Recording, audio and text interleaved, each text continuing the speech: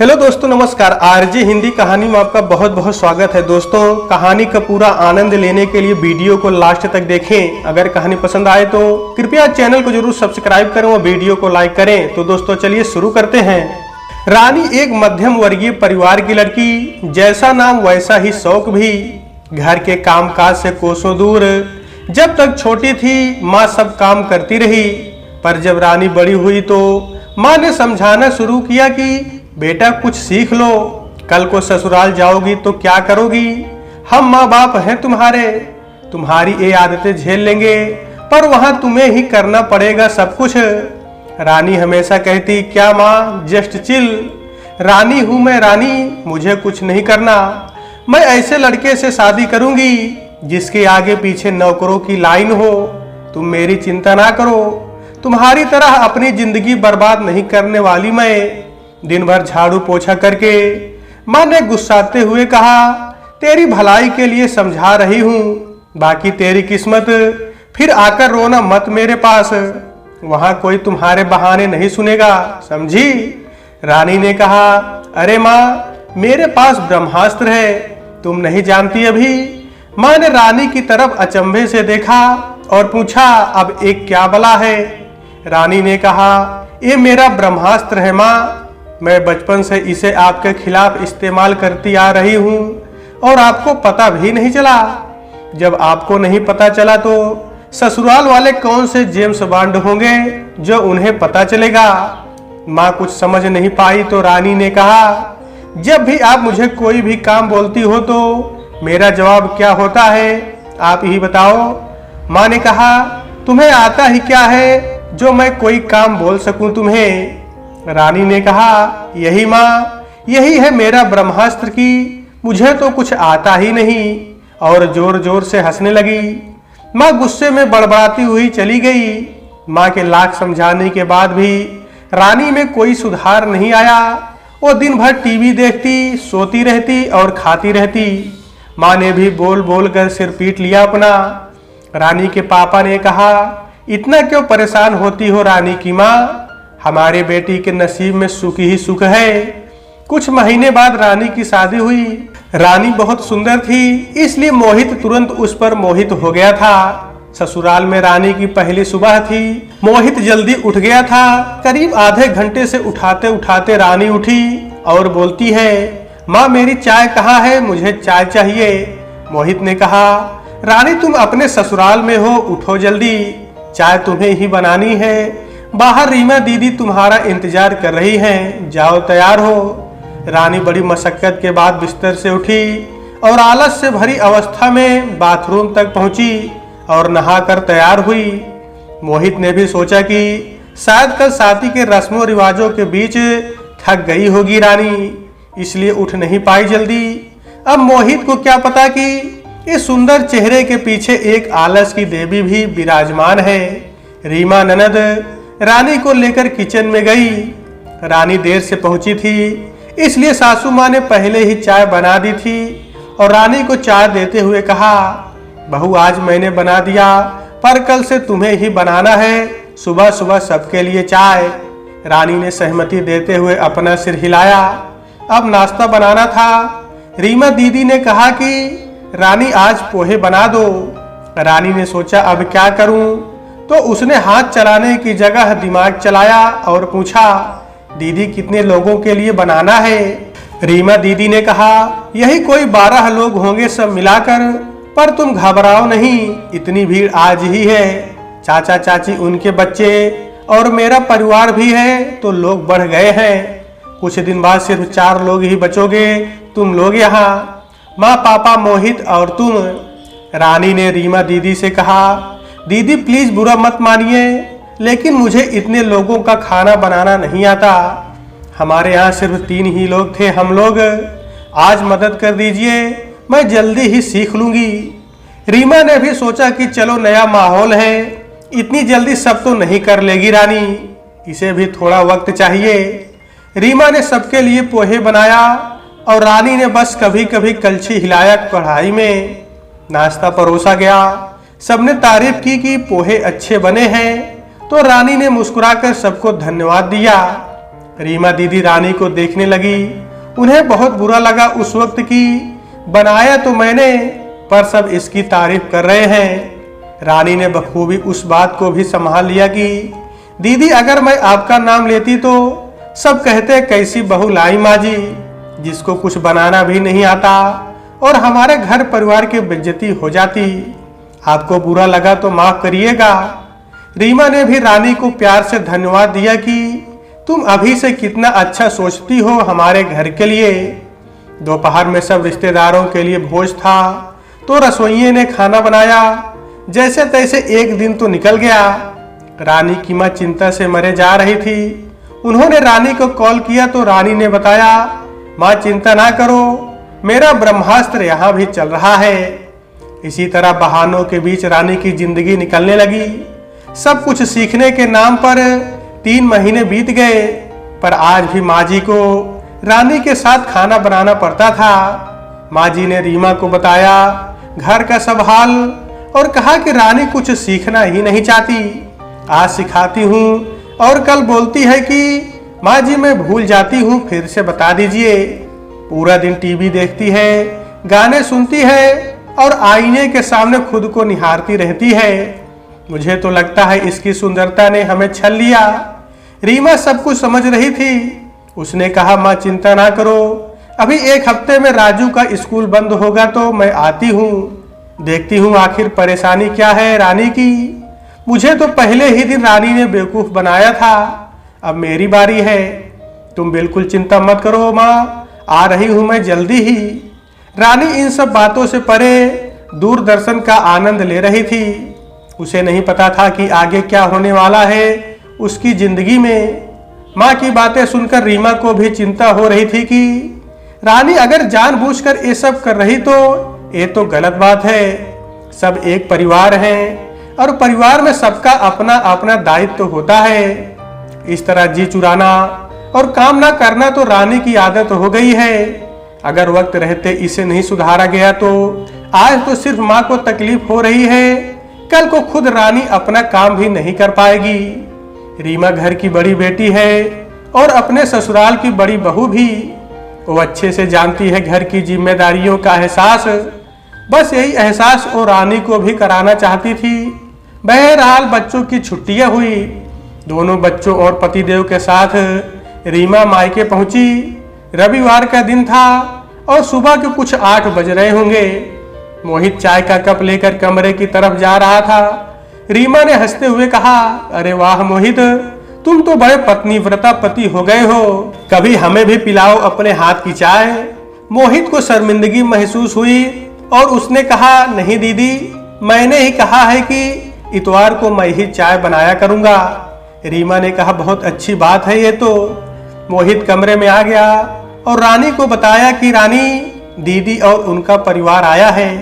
पहले तो रानी का चेहरा उतर गया, फिर उसने सोचा चलो ठीक है ना, मैं अपना ब्रह्मास्त्र इस्तेमाल करूंगी, इसमें कौन सी बड़ी बात है।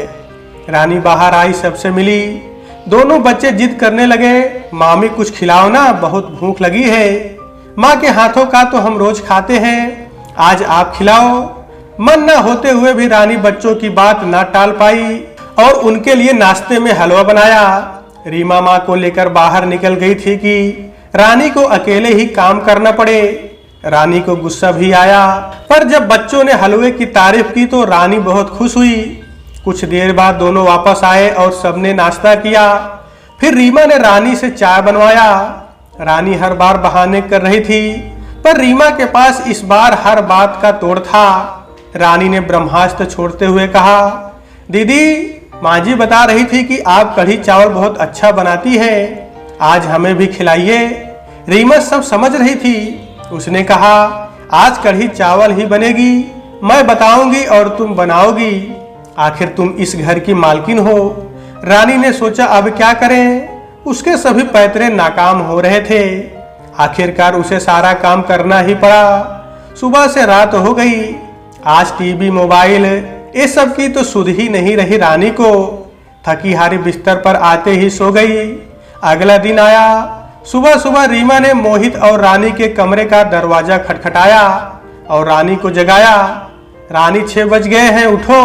तुम्हें चाय बनाना है, सब इंतजार कर रहे हैं। फिर नाश्ता बना देना जल्दी, तुम्हारे जीजा जी को मोहित के साथ बाजार जाना है, कुछ काम है। चलो जरा जल्दी हाथ पैर चलाओ। जैसे तैसे अपनी किस्मत को कोसती रानी बिस्तर से उठी। उसने चाय बनाया और सबको दिया, फिर नाश्ते की तैयारी में लग गई। अब रीमा तकरीबन सारा काम रानी से ही करवाती थी। रीमा की माँ को ये अच्छा नहीं लगता कि रानी अकेले अकेले सब कुछ करे। वो बार बार उसकी मदद करने पहुंच जाया करती थी और माँ जी के आते ही रानी किचन से गायब हो जाती थी। रीमा ने माँ को मना किया कि माँ कुछ दिन रुक जाओ, बस तुम इस तरह बार बार उसकी मदद करने ना जाया करो। पर माँ फिर भी नहीं मानती। जैसे तैसे एक हफ्ता बीत गया। रानी सारे काम खुद ही करने लगी थी। रीमा ने सोचा लगता है रानी अपनी जिम्मेदारियां समझ रही है। वो मन ही मन बहुत खुश थी। पर इधर रानी कुछ और ही सोच रही थी। वो रीमा दीदी के जाने की राह देख रही थी।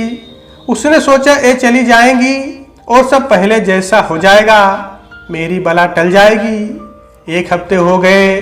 जब रीमा के जाने का कोई आसार नजर नहीं आया तो रानी ने पूछ ही लिया कि दीदी आपको कब तक जाना है, बहुत दिन हो गए ना।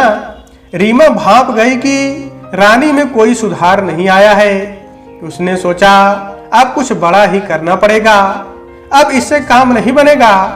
रीमा साम दाम दंड भेद सब पैतरे आजमाने को तैयार थी। इस बार उसने माँ को उनकी दोस्त के घर भेज दिया और खुद बिस्तर पर लेट गई। रानी को बुलाया और कहा कि मेरी तबीयत खराब लग रही है रानी, आज मैं तुम्हारी कोई मदद नहीं कर सकती। तुम देख लो घर बहुत गंदा हुआ है, साफ कर दो जरा।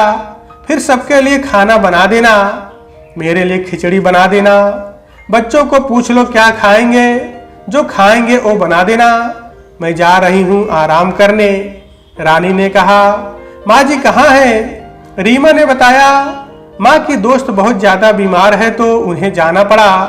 तुम माँ की चिंता छोड़ो, अपने काम पर लग जाओ। रानी का अब बुरा हाल था। साफ सफाई करके नहाने गई, किचन में आकर खाना बनाना शुरू किया। तब तक रीमा की आवाज आती है कि मुझे थोड़ा काढ़ा दे दो। रानी ने कहा मुझे नहीं आता, तो रीमा ने उसे बताया कैसे बनाते हैं। रानी ने काढ़ा बना कर दिया।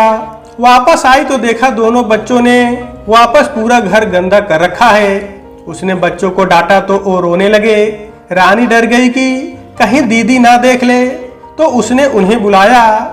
उनका मनपसंद खाना पूछा तो पता चला उन्हें आलू के पराठे खाने हैं। अब इतने तरह के खाना बनाते और बच्चों को संभालते संभालते रानी की शक्ति जवाब दे चुकी थी। उसे बहुत गुस्सा आ रहा था। वो इतना थक चुकी थी कि गुस्सा अब संभाले नहीं संभल रहा था। उसने सब कुछ जैसे का तैसा आधा अधूरा ही किचन में छोड़ दिया। दोनों बच्चों को फिर से डांटा और अपने कमरे में आकर बैठ गई। रीमा को कोई आहट नहीं मिली तो वो रानी के पास आई और पूछी क्या हुआ। रानी बहुत गुस्से में थी इसलिए कुछ बोल नहीं रही थी। रीमा ने उसे और उकसाया तो रानी ने चिल्लाते हुए कहा आप जब से आई हैं अपना सारा काम मुझसे ही करवा रही हैं। माँ जी पहले सब कुछ करती थी पर आप उन्हें भी कुछ नहीं करने देती और ना तो खुद कुछ करती हैं। मुझसे नहीं हो सकता ये सब काम, मैं नहीं कर पाती हूँ ये सब काम, मुझे नहीं पसंद है। रीमा मुस्कुराने लगी तो रानी को और चिढ़न हुई। उसने कहा आप हंस रही हैं मुझ पर।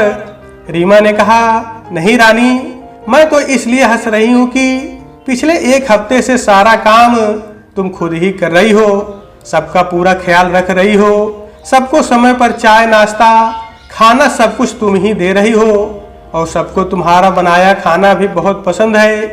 इतना कुछ करने के बाद भी तुम कहती हो तुमसे काम नहीं होता, तुम कुछ नहीं कर सकती। मैं यहाँ तुम्हारी बुरी वाली ननद बनकर तुम पर रोज जमाने नहीं आई हूँ। मैं बस तुम्हें समझाना चाहती हूँ कि हर किसी का अपना अपना कर्तव्य होता है, सबको कुछ ना कुछ काम तो करना ही पड़ता है। कोई घर के बाहर काम करता है तो कोई घर में रहकर घर संभालता है। अपनी माँ को भी तुमने देखा होगा जिन्होंने अपनी पूरी जिंदगी पूरी मेहनत तुम लोगों के लिए लगा दिया और एक उफ तक नहीं किया। यहाँ माँ को देखो तुम्हारी दुगनी उम्र की है, तुम आराम करती हो और वो सब कुछ करती हैं। जरा सोचो, क्या ये अच्छी बात है? मुझे कुछ नहीं आता कह देना आसान है, पर सब कुछ करना उतना ही मुश्किल होता है, और वो भी अकेले करना। तुम घर की बहू हो, घर तुम्हारा ही है, इसे तुम्हें ही संभालना है, और तुम इन सब जिम्मेदारियों से दूर भागती हो। जिम्मेदारियां सबको उठानी पड़ती है, कल को तुम्हारा भी परिवार होगा। अपना आज नहीं सुधारोगी तो आने वाला कल कभी नहीं संवार पाओगी। रानी ने रीमा दीदी से माफी मांगी और शुक्रिया अदा भी किया और कहा, आज आपने मुझसे मिलाया है दीदी। मैं आलस के कारण कुछ नहीं करना चाहती थी, अपनी जिम्मेदारियों से भाग रही थी, पर अब नहीं। आपने मुझे जिंदगी का सबक दिया है, मिल बांट कर काम करने से ही परिवार चलता है। एक के कंधे पर सारा बोझ डालना ठीक नहीं होता है। आज से आपको शिकायत नहीं मिलेगी हमारी। रीमा ने मुस्कुराते हुए रानी के चेहरे पर हाथ फेरा और चली गई। रीमा दीदी की बातें सुनकर रानी को उसकी माँ की बहुत याद आई। वो हर वक्त रानी को समझाती थी, रानी के सभी काम करती थी। कभी अगर रानी की तबीयत खराब हो जाए तो माँ रात भर उसके लिए जागती थी। रानी अब समझ रही थी कि पूरा दिन काम करने के बाद और बच्चों का ध्यान रखने के बाद माँ की क्या हालत होती होगी। उसने आज तक अपनी माँ के लिए कुछ भी नहीं किया था। उसे बहुत शर्मिंदगी महसूस हो रही थी। उसने उसी वक्त माँ को कॉल किया और हाल चाल पूछा। ये भी कहा कि माँ तुम बहुत थक जाती होगी ना, अपना ख्याल रखा करो। अच्छा तुम थोड़ा आराम कर लो, हम बाद में बात करेंगे। रानी की बातें सुनकर माँ को भी अजीब लगा कि अपनी दुनिया में मस्त रहने वाली रानी आज इतनी बड़ी बड़ी बातें कर रही है। रानी की बातें सुनकर माँ को बहुत अच्छा लगा और रानी को भी बहुत सुकून महसूस हुआ। माँ से इस तरह बात करके कोई न कोई ब्रह्मास्त्र हम सबके पास होता है, पर गलत तरीके से उसका इस्तेमाल करना सबको तकलीफ देता है। परिवार में एक दूसरे का साथ बहुत जरूरी होता है, तो मिलकर रहिए और खुश रहिए। तो दोस्तों, आज के वीडियो में बस इतना ही। कहानी आपको कैसी लगी कमेंट बॉक्स में जरूर बताइएगा। अगर कहानी पसंद आई है तो कृपया चैनल को जरूर सब्सक्राइब करें और वीडियो को लाइक करें। तो दोस्तों, आपसे फिर मिलते हैं अगले वीडियो में, तब तक के लिए नमस्कार।